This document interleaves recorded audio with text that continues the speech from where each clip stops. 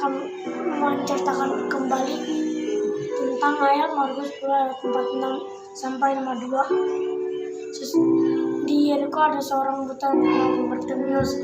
Ayahnya bernama Timeus. Bartimeus tidak dapat melihat sinar matahari dan burung-burung. Ia tidak dapat melihat bunga-bungaan, pohon-pohonan, dan pemandangan lainnya. Ia sama sekali tidak dapat melihat. Ia tidak bisa bekerja sehingga terpaksa mengemis. Ia tidak mempunyai kecakapan lain. Ia hanya mengharapkan belas kasihan dari orang-orang lain dengan duduk di tepi jalan.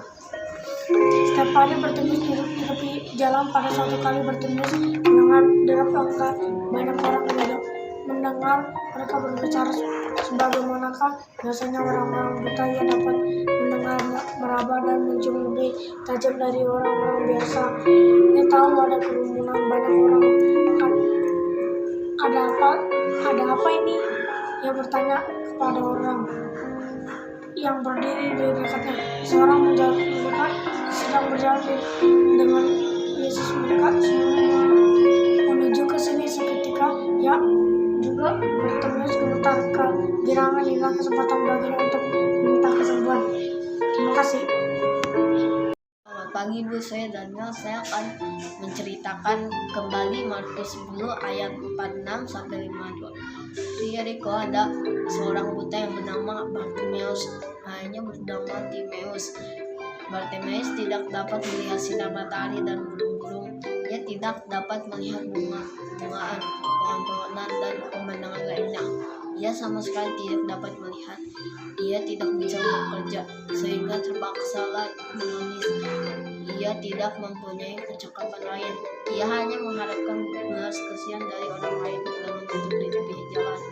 Setiap hari Bartimeus duduk di tepi jalan. Pada suatu hari Bartimeus mendengar derap langkah banyak orang. Ia mendengar mereka berbicara.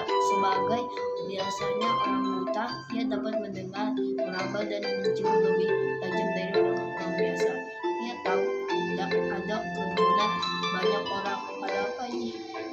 Ia bertanya apa kepada seseorang yang berdiri di dekatnya. Seseorang menjawab, seorang sedang berjalan dengan Yesus. Mereka semua menuju ke sini. Seketika itu juga Bartimeus gemetar kegirangan. Inilah kesempatan bagi untuk meminta kesembuhan. Terima kasih. Bartimeus mulai berseru-seru kepada Yesus dengan suara nyaring dan mantap. Ia berseru, "Yesus, Anak Daud, kasihilah aku." Orang-orang yang berdiri di depannya menyuruh ia diam dan tidak ribut. Akan tetapi Bartimeus tidak peduli dengan kata-kata mereka. Andai kata mereka menderita seperti Bartimeus dan sehari-hari duduk di atas tikar sambil mengemis, mungkin mereka akan melakukan hal yang sama. Inilah kesempatan yang baik bagi Bartimeus yang tidak sia-siakan.